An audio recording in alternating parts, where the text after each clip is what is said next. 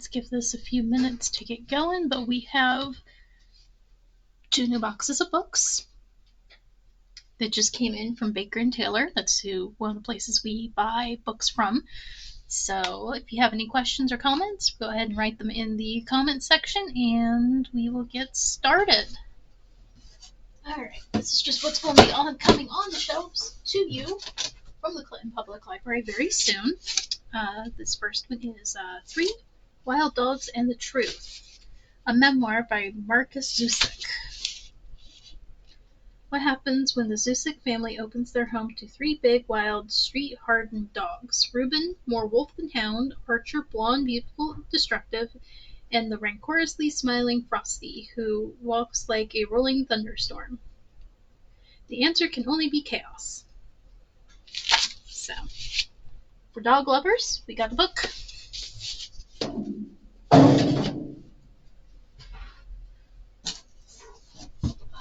Next up, Hoodwink. How marketers use the same tactics as cults. So, it's another nonfiction. Looks like these are all going to be in the adult section. So,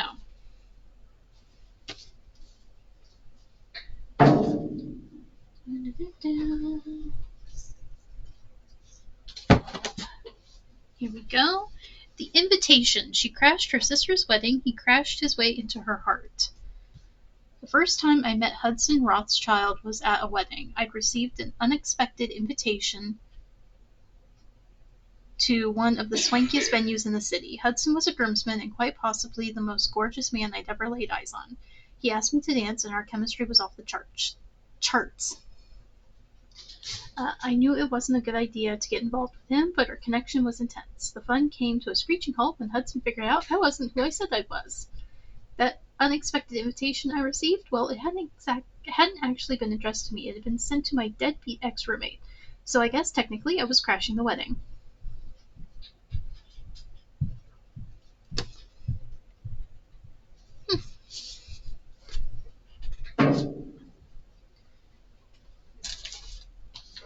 Let's see what's next on our list. Head Cases.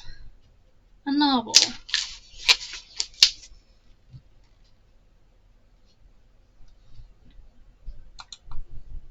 So let's see.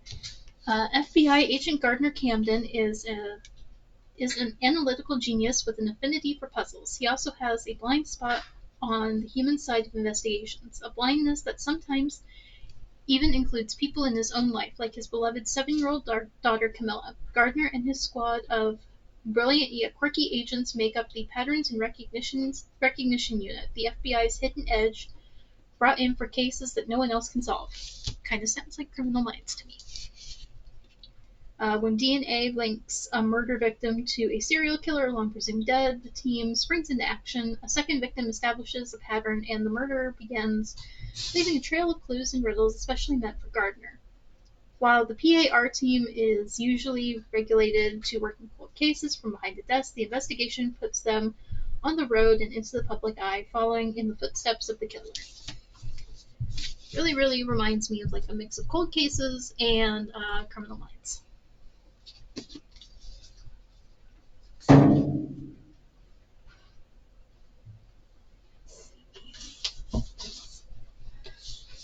Idle Grounds.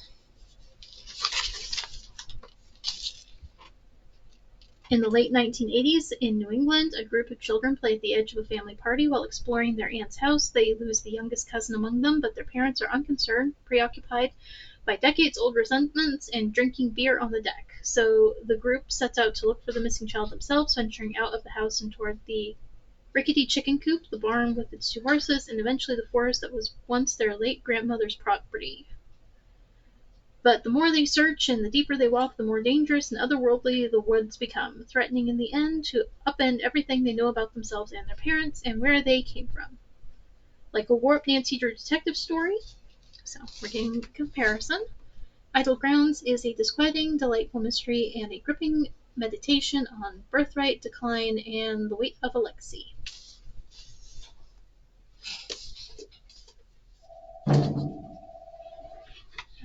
What's next?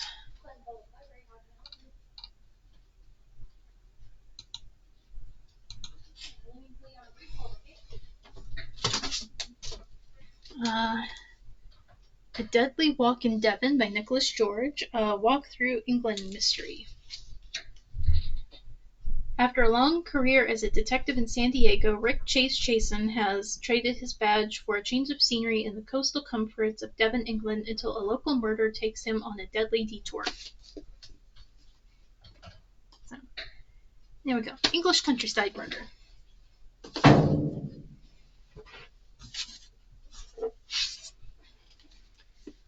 The Busybody by Kemper Donovan. In this fresh, fast-paced modern murder mystery, the first in a wildly funny and inventive new series, a ghostwriter is chosen to collaborate on a presidential candidate's memoir, only to discover just how much trouble a smart woman with time on her hands can get up to.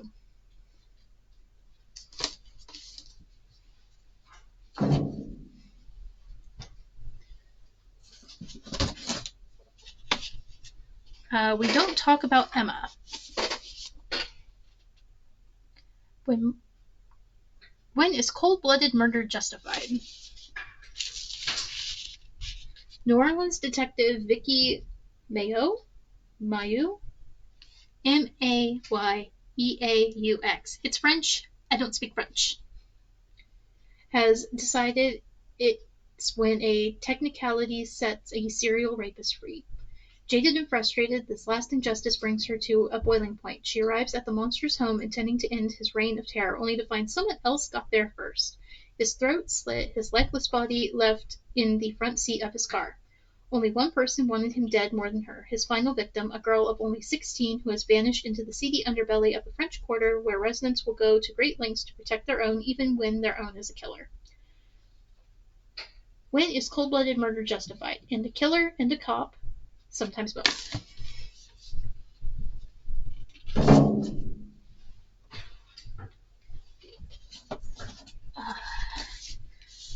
The Inheritance by Trisha Saklecha.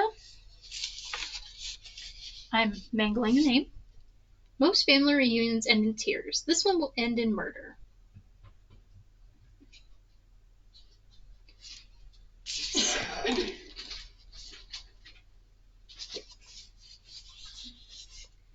Meet the Agarwals, who have gathered on a private luxury island off the west coast of Scotland for a much-needed, anticipated family reunion. Raj, the patriarch and a business tycoon, is about to announce to his wife and 3 children the succession plan for his multi-million-dollar Delhi-based company. Shalini, the fragile matriarch, is ready to have her husband to herself after years of sacrifice to the family business. Myra, the golden child, owner of the island and host of the reunion, is, unbeknownst to her family, on the brink of bankruptcy. Asim, the son and supposed heir, is torn between his love for his wife and his duty. Aisha, the youngster, a party girl whose antics are legendary, can't pass up an opportunity to wreak havoc. And then there's Zoe, Asim's wife, the outsider whose #InstaPerfect life is built on a foundation of lies. So, murder mystery. Someone's gonna die. Who's it going to be? Next book. Strange Pictures. The Japanese mystery horror sensation by Oketsu, translated by Jim Rian. And give me the spine-tingling bestseller that has taken Japan by storm. An eerie, fresh take on a mystery horror in which a series of seemingly innocent pictures draws you into a disturbing web of unsolved mysteries and shattered psyches. A pregnant woman's sketches on a seemingly innocuous blog conceal a chilling warning. A child's picture of his home contains a dark secret message. A sketch made by a murder victim in his final moments leads an amateur sleuth down a rabbit hole that will reveal a horrifying reality. Structured around 9 childlike drawings, every one holding a disturbing clue, this novel invites readers to piece together the harrowing truth behind each, and the overarching backstories that connects them all. Strange Pictures is the best-selling international debut for mystery horror YouTube sensation Uketsu, an enigmatic figure who has become one of Japan's most talked-about contemporary authors.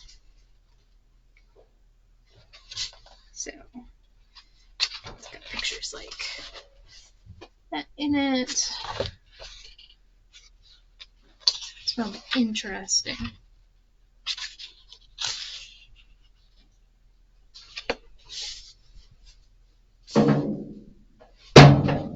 Actually, will that one end up in the short stories section? Are you 250 pages or less? You are 250 pages or less, so this could end up with quick reads. Possibly.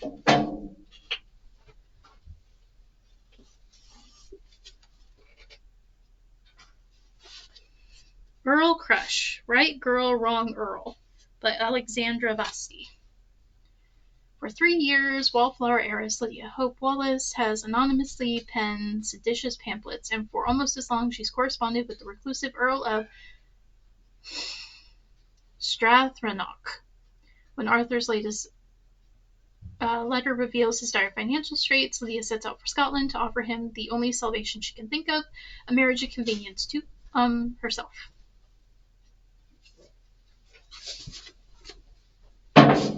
It's a little bit more complicated after that. Why Taiwan Matters, a short history of a small island that will dictate our future by Carrie Brown. When the bloody Chinese Civil War concluded in 1949, 2 Chinas were born. Mao's communists won and took China's mainland. Chiang Kai-shek's nationalists fled to Taiwan Island. Since then, China and Taiwan have drifted into being separate political and cultural entities. So, for those who like history and politics and economics, The Riveter by Jack Wang. Vancouver, 1942. Josiah Chang arrives in the bustling city ready to serve his country in the war against fascism, but Chinese Canadians are barred from joining the army out of fear they might expect citizenship in return. So instead, Josiah heads to the shipyard, where he finds work as a riveter, fastening together the ribs and steel plates of victory ships. One night, Josiah spots Poppy singing at a Navy club. Despite their different backgrounds, they fall for each other instantly and begin a starry-eyed romance that lasts until Poppy's father comes to visit and the harsh reality of their situation is made clear. So, we got a historical romance, it looks like, based out of Canada. Next book. Brooke Shields is not allowed to get old. Thoughts on aging as a woman. From generational icon Brooke Shields comes an intimate and empowering exploration of aging that flips the script on the idea of what it means to be a woman, for a woman to grow older. The back looks cool too. Looks like a Barbie doll.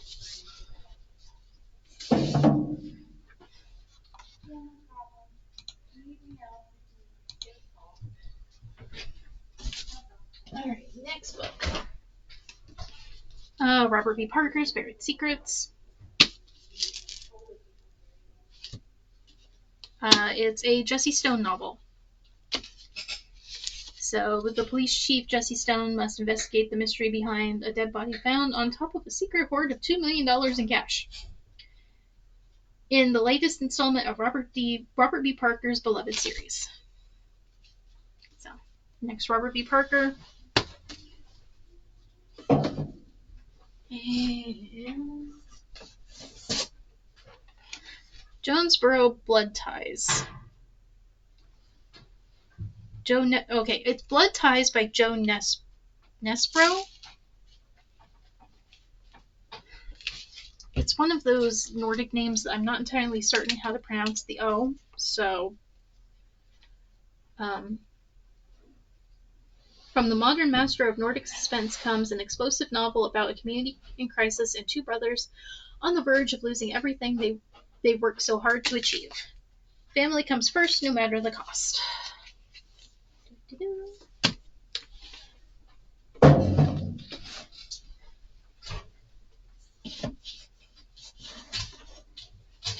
Next up, Fearless and Free, memoir by Josephine Baker. Memoir of Josephine Baker. Published in the U.S. for the first time, Fearless and Free is the memoir of the fabulous, rule-breaking, one-of-a-kind Josephine Baker, the iconic dancer, singer, spy, and civil rights activist. Oh, I think I remember reading about her. She was a spy for the French Resistance during World War II.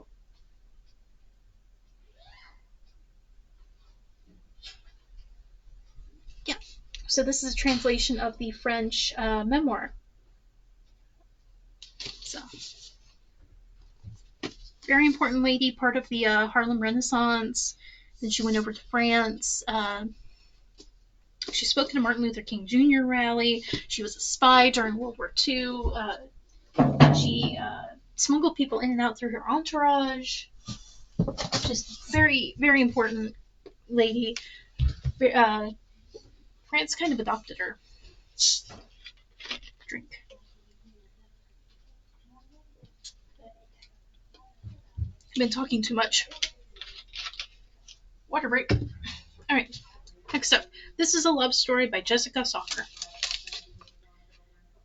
An intimate and lyrical celebration of great love, great art, and the sacrifices we make for both.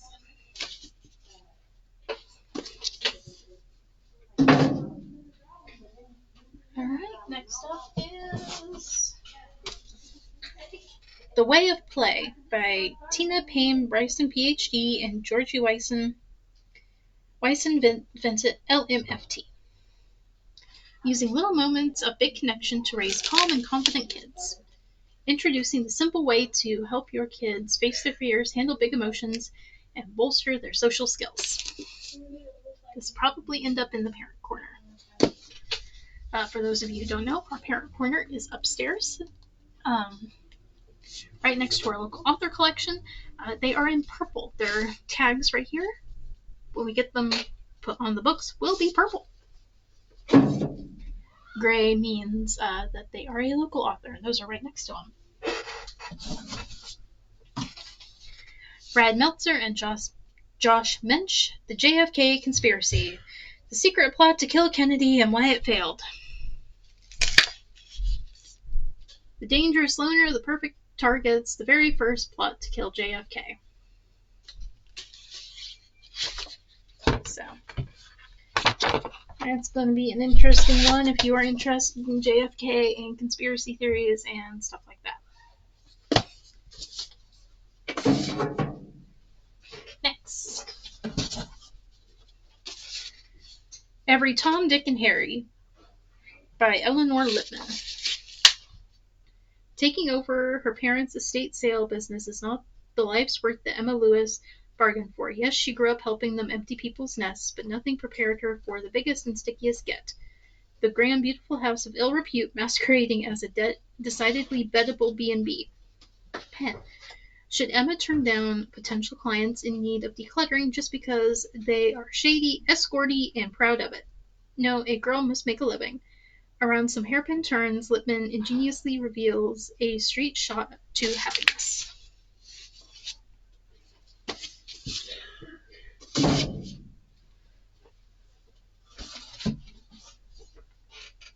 Victorian Psycho by Virginia Felto.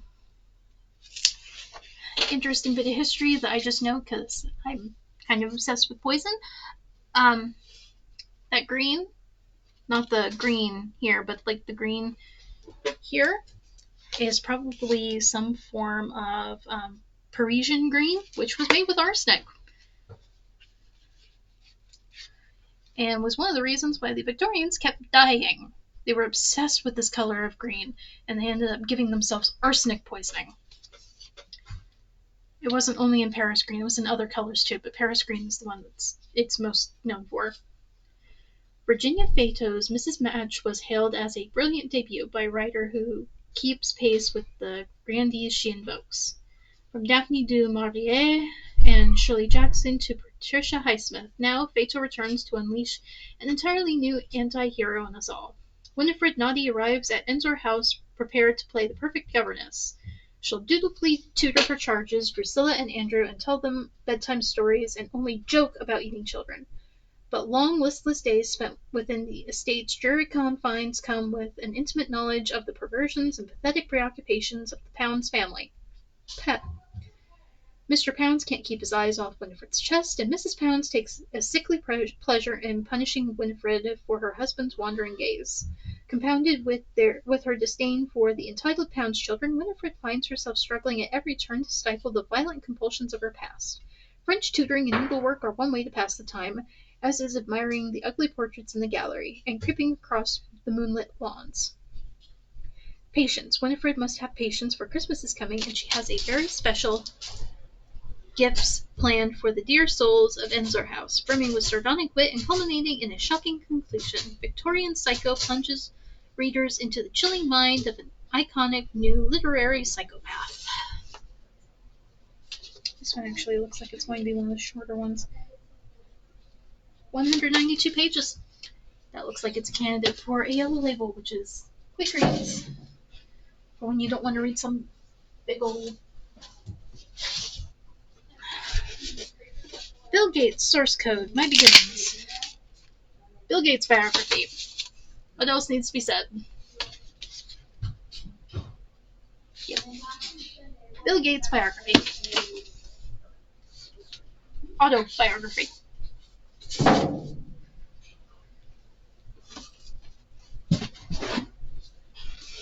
Black Woods, Blue Sky, a novel by Eowyn Ivey. Birdie's keeping it together. Of course she is, so she's a little hungover sometimes, and she has to bring her daughter Emmeline to her job waiting tables at an Alaskan roadside lodge. Still, she's getting by as a single mother in a tough town, but Birdie can remember happier times from her youth when she was free in the wilds of nature. Arthur Nielsen, a soft-spoken and scarred recluse who appears in the town only at the change of seasons, brings Emmeline back to safety when she gets lost in the woods. Most people avoid him, but to Birdie he represents everything she's ever longed for. She finds herself falling for Arthur and the land he knows so well.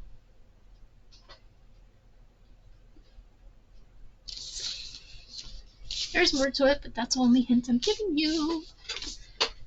You have to come in and check it out if you want to know more about what happens to Emmeline. Next one. How to Charm a Nerd, a Harlequin novel. Oh, Harlequin. Dungeons and Dragons and nerds, oh my. The spooky season is almost here, and occultist and tarot reader Liberty Wakefield is already feeling it. But ever since her sick Nan muttered the name of Liberty's mysterious biological father, nothing feels normal. Not her friends, her family, nor the quirky shop she runs with her besties. So maybe it's time for Liberty to track down the father she's never met. Of course, that means getting a little help from the sexy nerd she has been not so secretly vibing since last summer. So, it's a Harlequin novel, so we all know how those actually have like a very specific rubric they have to go by. How do I know this? I'm the person who runs our writing club, which, reminder, tonight is actually our writing club meeting, starting at 5 o'clock. It will also be streamed on Twitch. So if you're interested in writing, or if you just want to know about the difference between tropes and cliches, check in on us at 5 o'clock. Either come in, or you can tune in on Twitch at 5 o'clock tonight. I got abducted by aliens, and now I'm trapped in a rom-com. This is the same author of That Time I Got Drunk and Saved a Demon, and that whole series, so she's moved on to sci-fi, folks. A sexy and hilarious romance about a woman who gets dropped on a strange planet only to fall for not one, but two aliens from USA Today best-selling author of That Time I Got Drunk and Needed a Love Potion at a Werewolf, which is number 2 in that series I mentioned.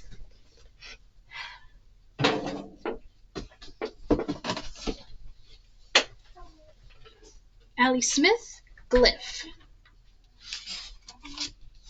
Come on. Open.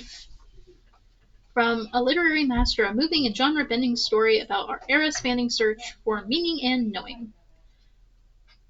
An uncertain near future, a story of new boundaries drawn between people daily, a not very brave new world. Add 2 children and a horse. From the Scottish word meaning a transient moment, a shock, a faint glimpse, glyph explores how and why we endeavor to make a mark on the world. And in a time when Western industry wants to reduce us to algorithms and data, something easily categorizable and predictable, Smith shows us just why our humanity, our individual complexities matter more than ever.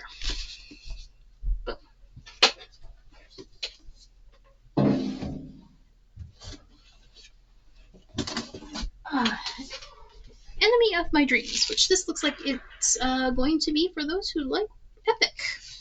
Although it's featuring Rome, not Greece. So, in the last days of the Roman Empire, a desperate princess and a brutal Gothic warlord forged a dangerous alliance. So, if you are a fan of history, historical romances, it looks like, Epic the Musical.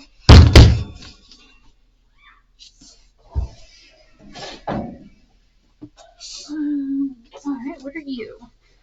The Moonlight Healers, a novel by Elizabeth Becker. For generations, the Winston women have possessed an unspoken magical gift. They can heal with the touch of a hand. It's a tradition they've always had to practice in secret in the moonlight hours when the fireflies dance and the whippoorwill birds sing. But not every healer has rightfully passed on this knowledge to her descendants, and for young Louise Winston, the discovery of her abilities come in less than ideal circumstances. She brings her best friend back from death following an accident. The day after he professed his long-held feelings for her, 5 days before she's supposed to move abroad. So.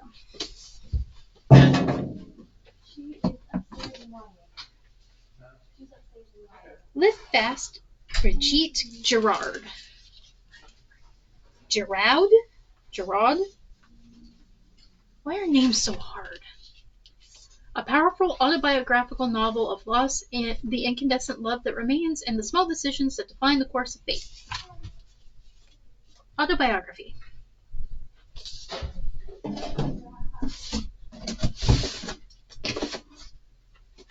The Umbrella Maker's Son by Todd Lending. Born to a secure middle-class Polish Jewish family, 17-year-old Reuben works alongside his father, an artisan businessman whose shop creates the finest handmade umbrellas in Poland. But the family's peaceful life shatters when the Nazis invade their homeland, igniting World War II. So we all know what happened in World War II in Poland.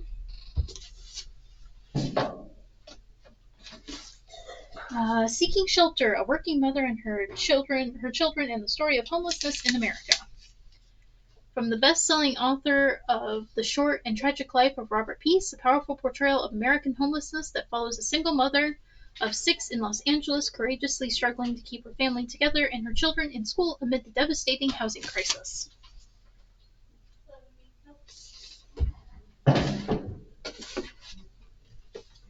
Healthy, Happy ADHD.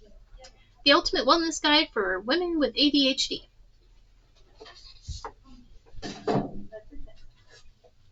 The Bookbinder's Guide to Love by Catherine Garbera. Again, it's another Harlequin novel, which means it's going to have a very set way of ending. Bookbinding Verb, the art of creating something magical out of fabric, leather, and paper. A witchy, witty, wickedly sexy tale about love, books, friendship, and the unexpected connections that bind us together.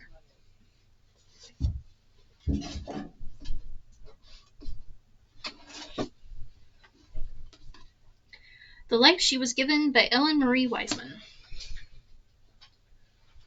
A vivid, daring, emotional novel about the devastating power of family secrets, beginning in the poignant, lurid world of Depression-era traveling circus and coming full circle in the transformative 1950s.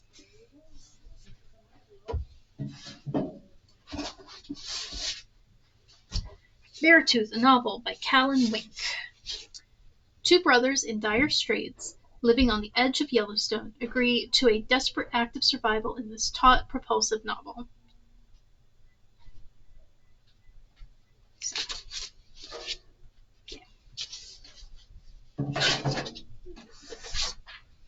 Loving someone with a serious mental illness, caring for your loved one and yourself on the journey to mental health recovery by Catherine Ponte, Izzy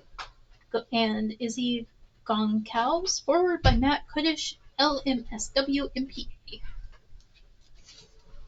Powerful insight and practical tools to support your loved one and to make room for self-care. If you have a loved one who has experienced a mental illness such as schizophrenia, bipolar disorder, or severe depression, you may feel helpless watching them struggle. They might experience mania, delusions, suicidal thoughts, or hear voices, which can be frightening for you both. They may withdraw emotionally, be resistant to seeking treatment.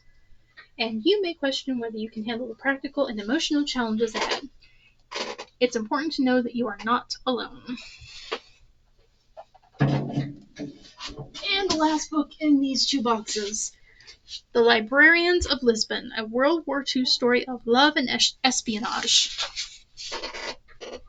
In a glittering refuge of secrets and shadows, love is the most perilous game of all. 1943. World War II rages across Europe. Lisbon stands alone as a glamorous city on the brink of chaos, harboring spies trading double-edged secrets. Among them are Celine Delmont and Beatrice Sullivan, Boston librarians turned Allied operatives. Officially enlisted to collect banned books, both women are undercover agents tasked with infiltrating the Axis spy network. Victory is not guaranteed. Soon they're caught up in games of deception with two of Lisbon's most notorious men, the outcast Portuguese Baron Luca Caldera, and a lethal spy, codenamed Gable. As Celine charms her way through lavish ballrooms with Luca, the more bookish Bea is plunged into Gable's shadowy world of informants. But when a betrayal unravels a carefully spun web of lies, everything they've fought for is thrown into jeopardy. Award-winning author Susan Nelson pens a captivating drama of covert alliances, sweeping romance, and the great sacrifice. Inspired by real historical figures, this is the powerful story of two remarkable women, their bravery and heartache, and a friendship that withstands the ravages of war. So, this was our delivery for today. These will eventually get out onto the shelves, depending on when they are released to the public and how long it takes us to get them cataloged. So that is our unboxing for today. Join us again on YouTube tonight at 5 o'clock for Inkverse, where we introduce the Inkverse graphic novel, which Inkverse is our graphic novel book club. It's L's, or L parentheses S. Very interesting. It's about a girl with dissociative identity disorder, I believe. I haven't read it all the way through yet. I'm only to page 3. I'm reading it on Comics Plus. We've also got a copy of it here that you can borrow. But we do encourage our patrons to read it on Comics Plus, where you can stream comics, graphic novels, and manga just with your library card. Also tonight at 5 o'clock is our writing club meeting. It is both in person and virtual. The virtual component will be my talk on tropes and cliches, the good, the bad, and tropes, the good, the bad, and the cliche. We will also go over any writing questions that people have, and that will be on Twitch. We used to do it on TikTok, but since TikTok is weird right now, we are moving to Twitch for those, and you can find the links to that will be posted on our Facebook page. You can also find this on Twitch as Clinton Public Library Inn, I do believe. You can also look in our link tree for where all this will be happening. The Inkverse will be happening on YouTube. So now we are going to stop and